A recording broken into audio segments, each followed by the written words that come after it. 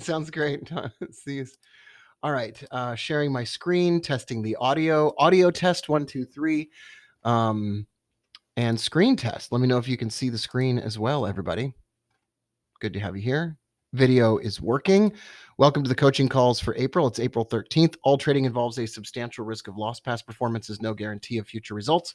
This presentation is intended to be informational and educational and is not intended to be a recommendation to buy or sell any financial instrument. And if you need personal financial advice, please consult your financial advisor. In our list of to-dos, we wanted to take a $9,000 trade in April. Still got plenty of time to do that.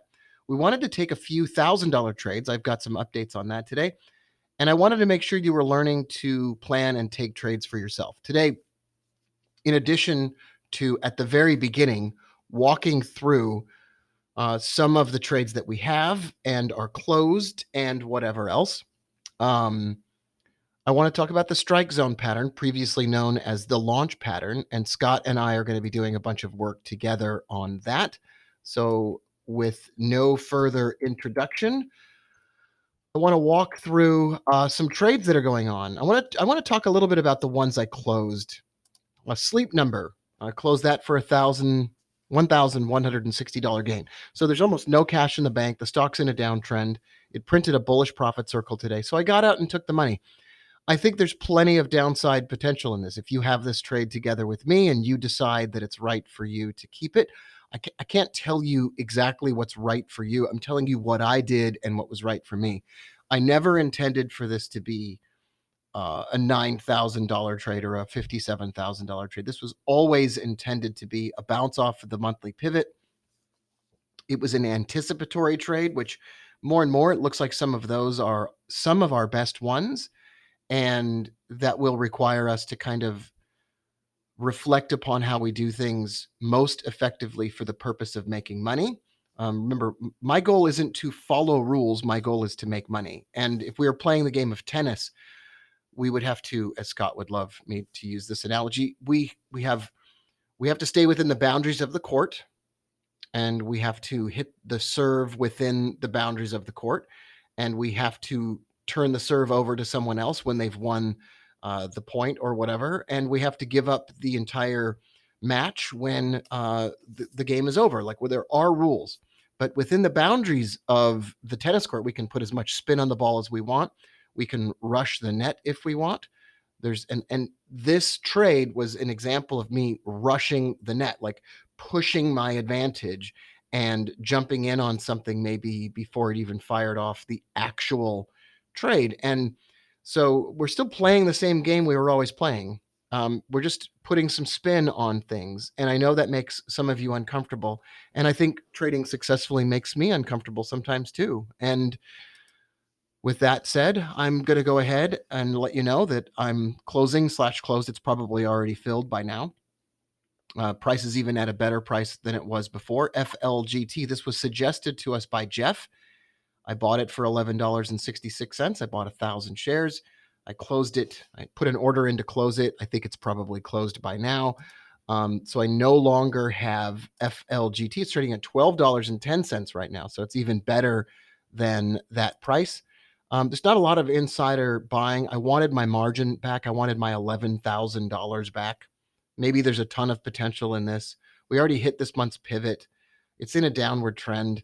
Made $375. So Jeff, if you want to send me an email to rob@wrbooker.com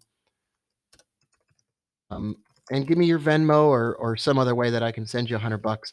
As always, if you've given me the idea, I want to try to compensate you for that in some way, shape, or form. I'm also sharing that idea with everybody here. So I want to make sure that to the best of my ability that I can do that. So with that said, I've also closed that trade as well. It's not a bad financial instrument. I'm just not, it wasn't moving maybe as fast as I would have wanted. And so it's done for me. I don't care. Sleep Number, I think it's a piece of garbage company and whatever else, but I don't want to sit around looking at $1,000 in my account and not taking it. So let's Let's take a look at a few other things before we really get into the thick of new trades. This is SPCB. It's not really moving enough. It's definitely what I would call a strike zone pattern. It had bullish divergence. It had two bullish profit circles. It did launch upward and then did come back down to rest. That is definitely a strike zone pattern. But it's not moving very much. And so for that reason, this is going to be on a very tight leash, and I'm not going to sit around hoping and waiting for this to do its job of making us money. And there is a very good chance that within the next few days, I'm going to close this trade. And if it requires me to take a little bit of a loss or whatever else, I'm going to just go ahead and do that. Ecor is also a launch pattern. And here's what it is. Once again, launch pattern, strike zone, those words are going to be synonymous. It's not the first time I've renamed a trading system in my life, and it won't be the last, but this is a strike zone pattern, a launch pattern, bullish divergence, bullish profit circle. It jumped upward and then came back down to rest. And now it has the potential to launch upward again. And it already did the first launch upward again. But this is what it looks like. We're going to look at a bunch of these today. This is not going to be the only one that we look at. And I still have this trade open. Once again, though, it needs to start moving. It only really gets about a week before I have to let it go. Here's some other strike zone patterns. This is AIKI. Now this one's a little bit this one is pre-launch pattern, pre-strike zone, bullish divergence, bullish profit circle. It's a pharmaceutical company, and it hasn't done even the first burst of activity. So this is what we would refer to as an anticipatory trade. Let me just pause the recording for a moment and telling everybody to stop texting me while that's happening. So that's an anticipatory trade. I haven't taken it yet, but it's trading under $1. I think it's a completely reasonable thing to do to buy. I don't know what's the volume here. 2.7 million shares. So if I go over here to Robinhood, still haven't taken all of my money out of Robinhood. I took some out. I actually took $10,000 out. But IKI. I mean, I'd buy 2,000 shares, review the order, buy it. There we go. So I have no problem being long this stock. I am anticipating a strike zone pattern. Now, Scott, the way that I found this was I did a screen on, I just did a screen, and I even did it inside of TradingView. The price was between, I think I did even between like $1. I don't even know what I did. That's a good question. I wonder if I did reset all of these. So yeah, I wonder how I found that. What I was looking at was relative strength index on the daily was below 25. So that was the first one. And that produced, a billion financial instruments.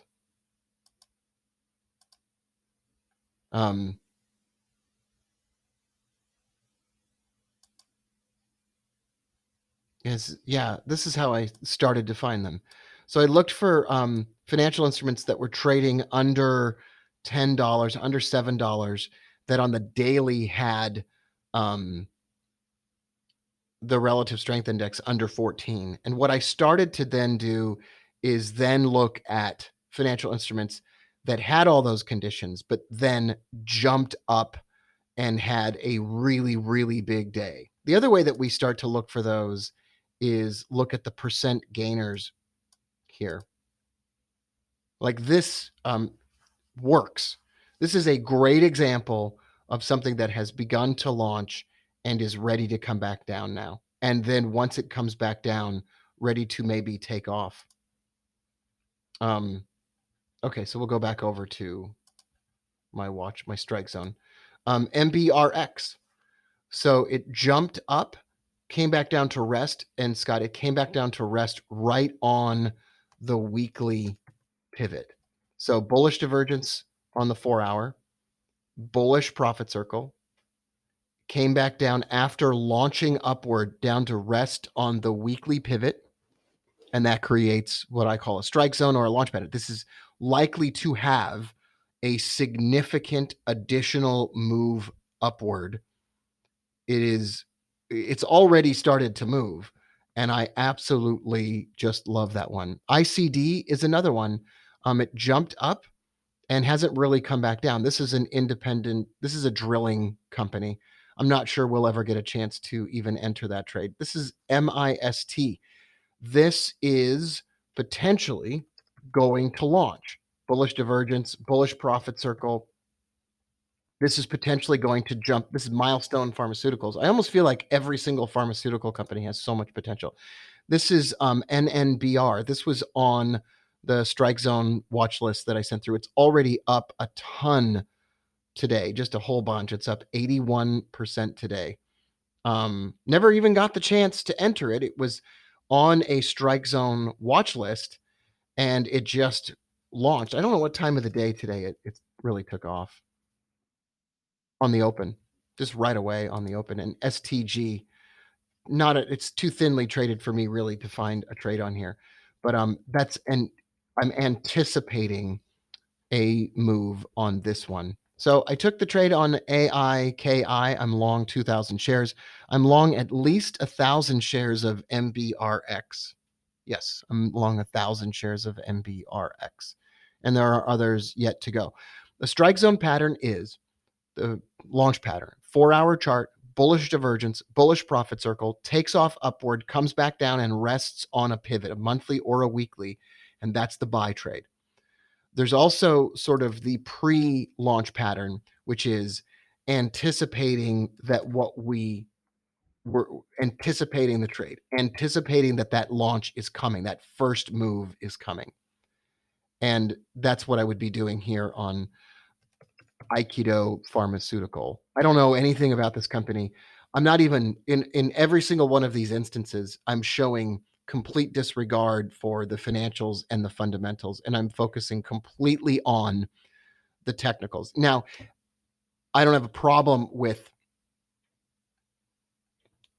including some fundamentals here as we progress and as we continue to look at these. But those are the ones right now that are in what I would call the strike zone and are the two trades that I took. Yes, we're going to find a ton more of those. And that's what we used to call the launch pattern, and we're now calling it the strike zone. So previously the launch pattern, now called the strike zone. I closed SNBR, I closed FLGT, and I did end up buying puts on Chwy. So Chwy, now this is another version, this is another example of me essentially violating the rules or whatever you want to call it.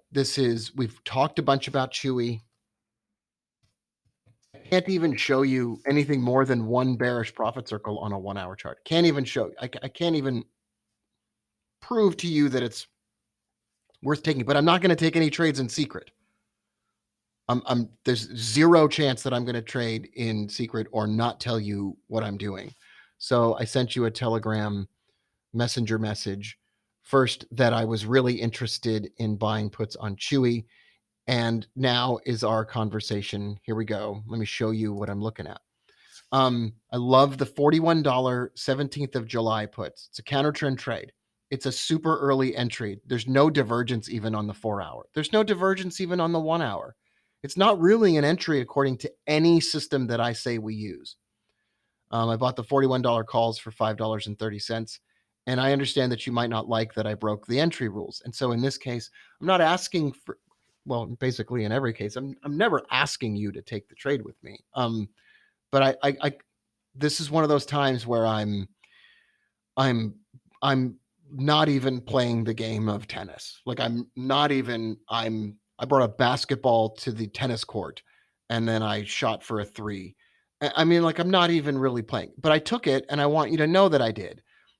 I think that this company being worth whatever it is now, $15 billion market cap. It's astounding for a company that unless I'm completely mistaken, doesn't have enough profits to justify that. So Yahoo Finance, Chewy. So I anticipated the trade. I'm like, once again, I don't see the value here. Negative return on assets, a negative profit margin. It's got $4 billion in revenue. Gross profits 1.414 billion, but their earnings are negative. They do not have earnings. They have $212 million of cash in the bank, but they have $215 million of debt. If you have learned anything about me, it is that I think companies with significant debts eventually fail if you can't pay your debt. And I don't know if a $15 billion acquisition is worth it to Amazon. It's the only company I could imagine. Well, Walmart, I could imagine wanting this company. Um, I don't imagine them wanting this company until maybe after things blow. I don't know. I don't know. But I think a company with significant debt, regardless of its potential for acquisition, I can't. This is what I believe in. And maybe we do have a strategy. Maybe we do need to call this um, um, a high debt strategy. Scott, I'm super open to hearing any kind of suggestions that you have on what we could name this. We could turn this into a product of yours, even Scott. But companies with high amounts of debt that have been flying high. I mean, we have looked at those. I mean, it's the cornerstone, Scott, of AER and really the EWI trades and the exotics club is, all these heavily debt ridden financial instruments or countries that were flying high. So I bought puts on Chewy, and it's a super early entry according to any other kind of system. But as far as the debt strategy is concerned, I just couldn't take it anymore. It was um, overbought on the 60-minute. And it was overbought on the 4 hour on the relative strength index. And I just can't see any reasonable, I can't see it. And so I bought some puts. Okay, enough of me trying to justify something I did with my own money. I don't have to, justify it. I'm just telling you that I did it. I want to be fully transparent about that. I also bought MBRX because it is a launch pattern strike zone trade. Strike zone pattern, it jumped up, it settled back down, it rested on a weekly pivot, ready to take off upward, and the target is open. And it's trading for, this is my favorite part about this trade. It's trading for $1.10. I bought 1,000 shares. That means if it loses 100% of its value, I lose $1,000. So I do not have a stop loss on this trade. And I don't have a profit target either. But I don't have a stop loss because I bought 1,000 shares. I don't have to close this at all. It can go to zero. And I don't have to worry about stop loss rules or all that stuff. So MBRX. I don't know if it's going to be the answer to anything. I don't really, once again, I don't know anything about this company. I honestly could care less. I don't care about this company. It doesn't matter to me. And I'll cross that bridge when I get to it. So I want to add Works to our strike zone watch list.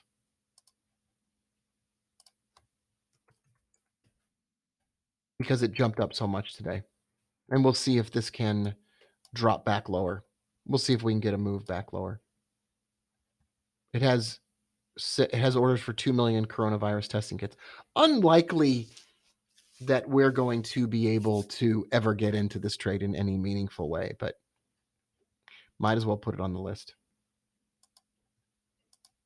Okay, I'm going to look at some questions and comments. Oh, did I figure out a way to scan for the strike zone pattern? Yes. And by the end of this session today, I will remember what it was.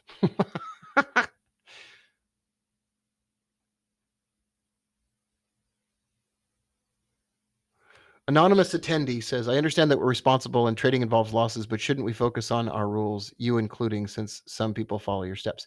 No, No, this is a good question, but I'm going to be firm with you on this. I have to be able to trade my own account. I have to be able to do what I honestly would do every time. I can't, once again, if there is one thing that I could teach you, and if there's one thing I could try to communicate with you, I could literally try to beg you to do, it's how to learn and plan trades for yourself, but even more importantly, do not become literal about stuff. Have you ever gotten into an argument with someone and they started telling you things like, well, that's not what you said? Because they were absolutely going to hold you to exactly the thing that you said, and you have no flexibility to actually be a real person. When you become literal, I wrote a whole thing about this. When you become literal as a trader, you have doomed yourself before you began. You have to be able, you absolutely have to be able to do whatever you want to be able to do within the boundaries of taking acceptable risks. You can't ever lose more than a certain amount of money. It's the only thing that matters. But other than that, you have to be able you have to be able to see beyond a set of rules. There are no rules that will save you. There is no afterlife for traders that includes a glorious existence based on whether or not you followed rules. The world is littered with losers whose only complaint is that they followed the rules and somebody else figured it out. Every single I'm getting antsy, but it's not I'm not mad at you. Please don't be mad at me. I'm not mad at you. I'm trying to teach you something that will make your life easier. Every single trader who ever made money has a group of people accusing them of having gamed the system or having not followed the rules. This every single one. And there's part of this that you have to learn is that you have structure and you have a way of looking at things. You start with, okay, strike zone. It's a perspective. It's a way that I look at things. A counter trend trade. It's a way I look at things. So if Chewy's going up, I'm going to start looking. I have a perspective. I have a set of glasses that tells me to be skeptical. I look at debt. I have structure. I have a perspective. I have a lens through which I see the world. But I do not live my life to satisfy the rule book. I do not slavishly give up my freedom to a rule book.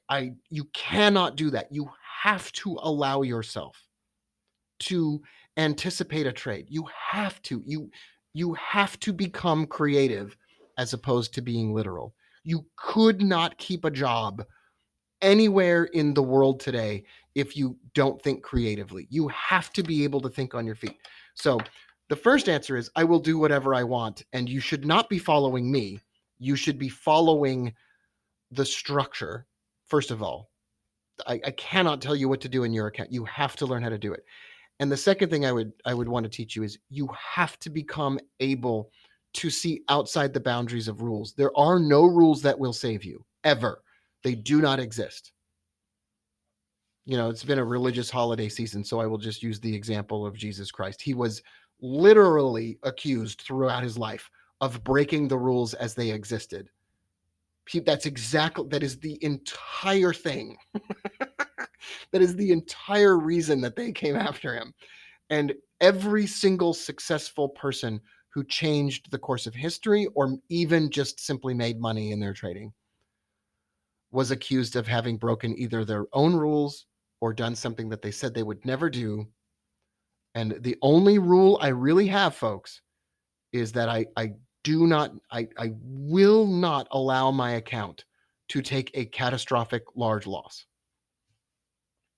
Everything else, I'm looking through a certain lens, right? I'm looking to sell companies that are heavily indebted, that have risen too much and that are divergent and have a bearish profit circle. I'm looking to buy companies with insider trading that have bullish profit circles and bullish divergence. I'm looking to launch pattern buy financial instruments that have launched upward and have that divergence and that profit circle.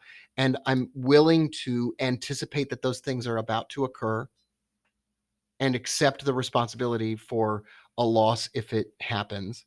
But so I have structure, I have a perspective. And those things are very important and those things are critical.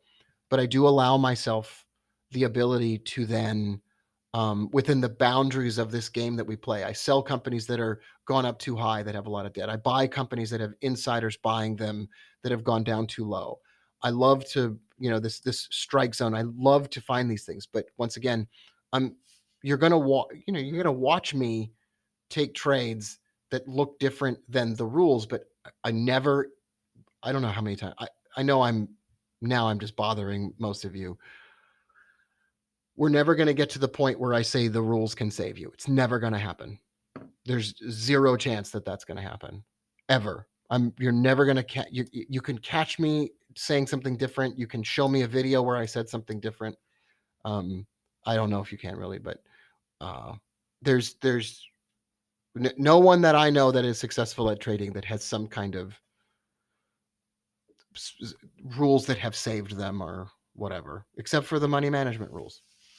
Except for those. That's the only ones. Um, I think more exciting would be for me to refigure out how I scanned for these strike zone trades. So let's take a look at that. Relative strength index below 25. That means it was really down. But I think we could just reset this one and we could look at, here we go, technical. And we could, give me a second here as I revisit my thinking.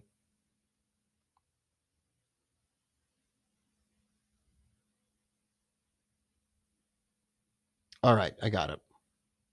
I'm going to go volume. I got it.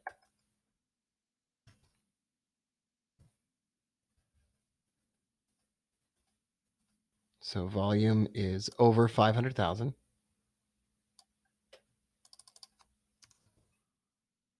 Price. Let's see, value. I forget what that is. So the volume is up there. Symbol type, 1 month, change. Last was below $7. And so what I did first was I got a big giant list of stocks that have a bunch of volume and are trading under $7. And then what I started to do was I started to scan these for the ones that were changing the most. There we go. So BRQS. So it gives me a lot of stocks. Like I end up with a really large list, but I don't end up with a really large list of ones with enough volume. Like this is a really great Biocept. Now I don't have all that divergence that I want, and it's already seemingly launched. And this is almost, you could consider this the second leg of the launch pattern. So NNBR is launching today. It's on our list already. MN, beautiful. So Manning and Napier, don't know what they do. Sundance Energy, not really a launch. This is Algernon Pharmaceuticals. Look at this. Jumps up, comes back down to rest near that weekly pivot, and then launches up again. That is kind of what we look for. Now, it didn't have the bullish divergence previously, but once again, we're not going to be ridiculous about this. This is an example of a launch.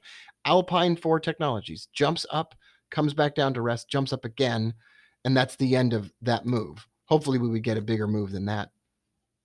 This is another example, Jack Pacific. Bullish divergence on the 4-hour, jumped up, came back down to rest on a weekly pivot, and finally today, it's up again. Aileron Therapeutics. This looks kind of interesting. Like the way this looks. So it's jumping up today. Now what we want to do is we want to see this fall back lower. LRN.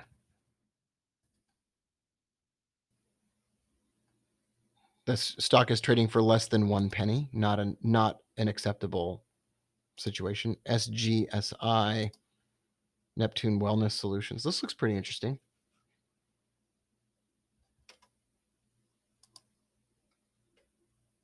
So does this. Trevena. Wow, that looks pretty interesting. So can this fall back lower?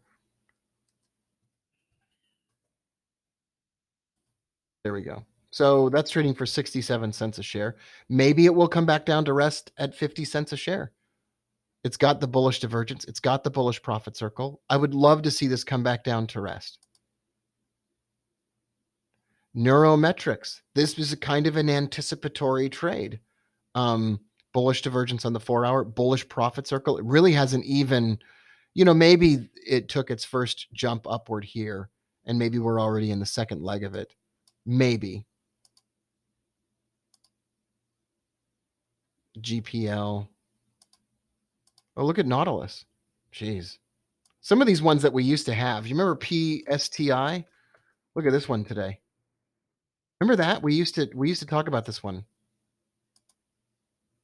KNDI. This is a great example. Condi Technologies Group, bullish divergence, bullish profit circle, jumps up, has the potential to come back down, and maybe we'll get a trade.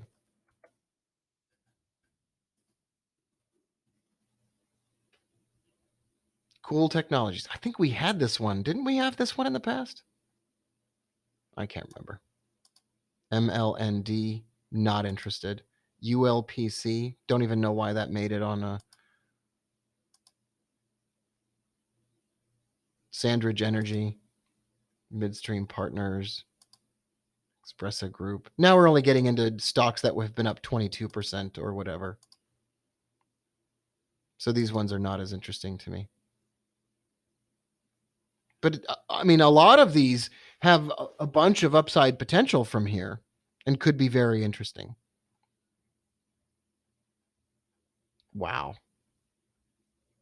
So I think once you get down to things like that aren't up very far. Oh, NLBX, Noble Midstream Partners. Kind of interesting, bullish divergence, bullish profit circle. This is kind of an anticipatory trade as well.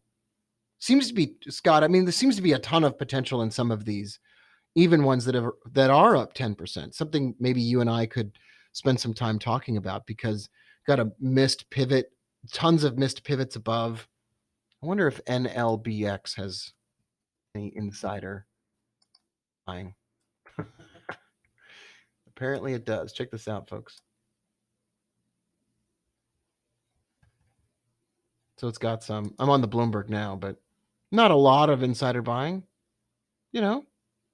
but somebody did it just in Thomas Christensen. Who is this guy? Chief Financial Officer. He bought 4,750 shares. Okay, I really went off topic, and I didn't mean to offend anybody or get anybody mad. I'm just, once again, 5 weird products that Americans are stockpiling. Did you know this? Fruit and vegetable seeds. That's interesting. Dumbbells and other fitness equipment. I can't get any. I really want some. Yeast sales, booze, and gaming consoles. Wow. Nintendo Switches are impossible to find, they say. It's pretty interesting.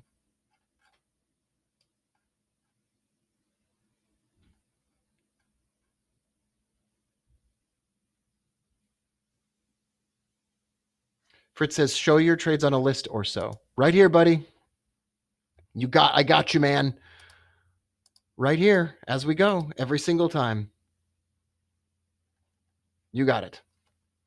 That's why I produce these. That's why we have the Telegram Messenger list as well. I'm not going to hide any. I hopefully, if there's any way for me to make it clearer, Sue, you're really good at organization and structure and process. So Sue, even here or by email, you could say, what better way is there for me to communicate such a list? Because I would be thrilled. Fritz says, after some time, I see you trying to sell a new program every month instead of concentrate on this program. So Fritz, I've said this before. I don't know why we have trouble communicating, but I'm just gonna, this is why we're here. There is no other program. As far as you're concerned, you should remove yourself. I have said this before. Remove yourself from every email. Unsubscribe to all of my emails, all of them, and just come here. And if there is you learn the strategy first, you get the trades first before anybody else, and you don't need any other anything ever, ever, ever, ever, ever. Just you don't even need the emails because I communicate by Telegram Messenger. Um, and these webinars. You don't need any program. I don't want you to buy anything. I have said this before. You're in the highest version of any program. And yes, I will. Of course, I will. Each individual system. If somebody out there wanted to only learn one of them, I would teach it to them.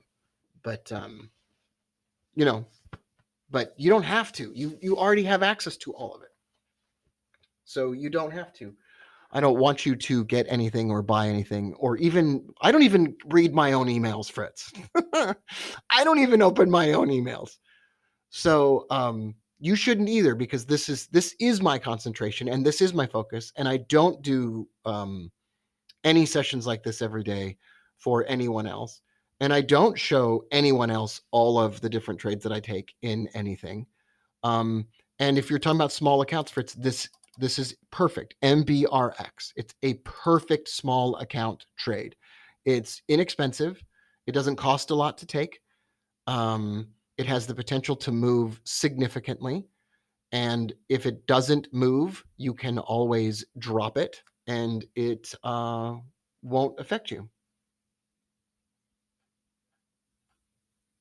And Fritz, I am like, when you told me that I'm not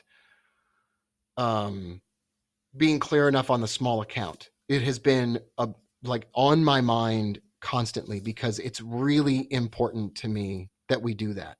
And I think maybe what I could do, Fritz, is like note, like even up here, April 2020, like I could even go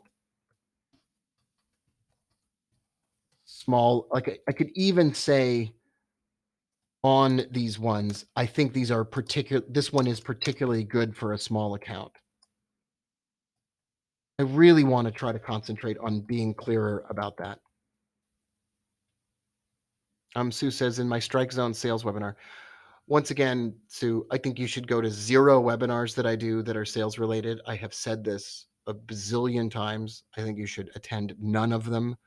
I think you should never go to one again. I think you should open 0 emails from me ever, because you don't need to ever. There's no purpose whatsoever in going to those, unless you want to learn how to sell, in which case that's great. But there's just 0 reason to ever, ever, ever be a part of it. Fritz and Sue and Richard and Jeff and everybody else, this is my group. This is the group. This is every single thing that I could ever think that was important for you. You will hear it here, not only first,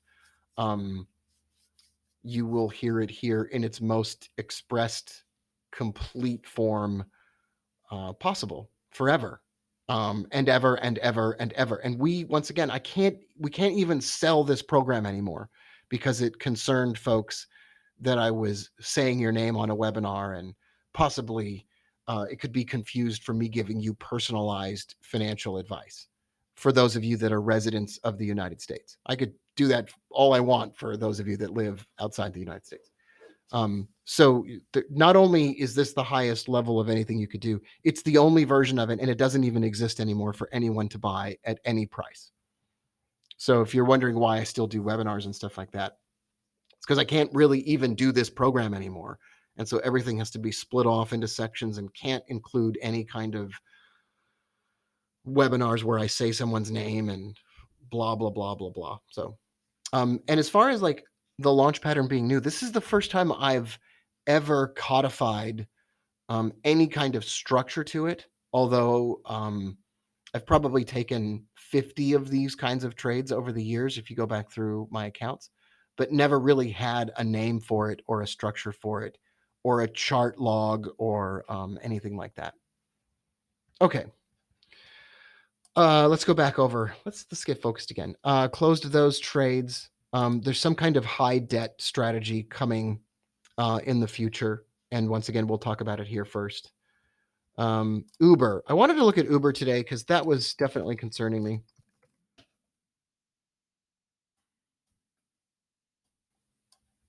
It's kind of staying in one place, not really moving a lot. A great example of a company that has too much debt, not enough revenues. Um, did really well for a while. Its customer base is shrinking right now, anyway. Even if it came back at full speed, was it ever really worth the price it was trading at? And the answer is probably not. Heavily indebted company, jumping upward in a downtrend, put itself on sale in reverse. So the price went up on something that wasn't really worth very much. And so I need to see this drop. So I would like to see Uber drop. I still love, more than I even did before, any of the 19th of June strikes from 27 down to 20, any of those. If I had a small account, Fritz, and I didn't have an Uber put in the account, I would consider the 19th of June $20 strikes. I bet those are so cheap right now. I bet they are super cheap.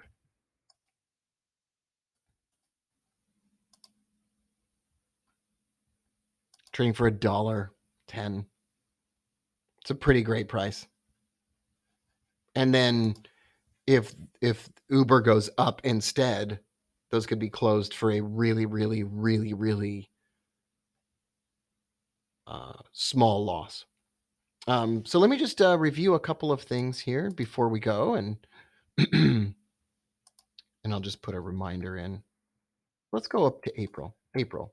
Do not become literal, and do not buy anything from me ever again, because I'll make sure you get it. Okay.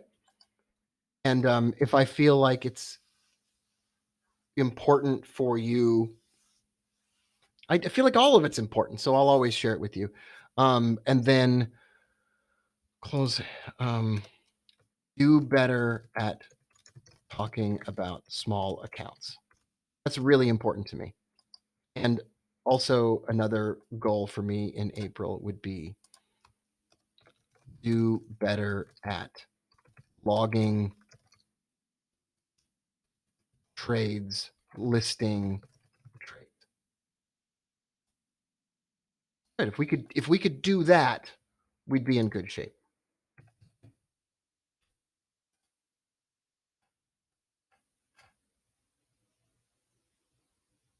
Ooh, Stock Fetcher is so cool. I forgot about that. Thank you, Sue. Stock Fetcher. Really powerful. Oh, yeah. This is awesome. Okay. Maybe we could put this on the agenda for tomorrow.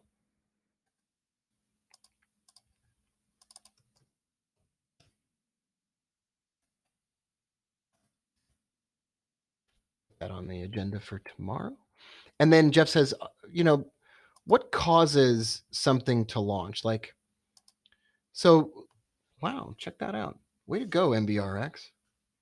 Um, you know, there's a couple of different answers to that question, but my favorite is it's the herd mentality.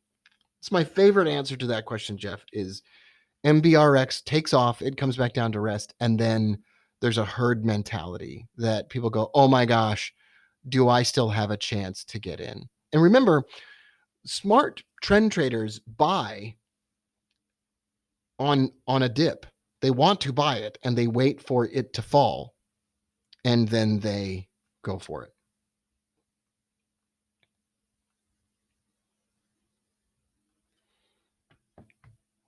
And I just can't. I have to look at Chewy one more time. It hasn't hit the weekly pivot yet, but I so am very interested. So even if it is in an uptrend, Sue, and all-time highs, and it is a really good company, because it could be, right? It could be totally okay with that. It's I really, really just wanted to hit that weekly pivot. And I feel like that's a totally reasonable thing to do. However, it might not. It might not hit that weekly pivot. So, you know, if and when I get to a $1,000 profit, would it make sense to go ahead and take the money and run? Sure. But once again, it's a company that can't pay its bills. It will not be able to pay its bills. So its customer base is good. It probably did have a giant increase in sales, and earnings are coming up in the way out in the future. So it's probably a good idea if I break the rules and I make a little bit of money. It's probably a good idea to just close this bad boy and get out, right? So, and take the money. So I'll see if I can put an order in to close it for $1,000 gain, and then just move on to something that is closer fit to what the guidelines are that I say they are. Okay, I'll see you tomorrow, everybody. I love you all. Sorry for my rant, and I'll see you tomorrow.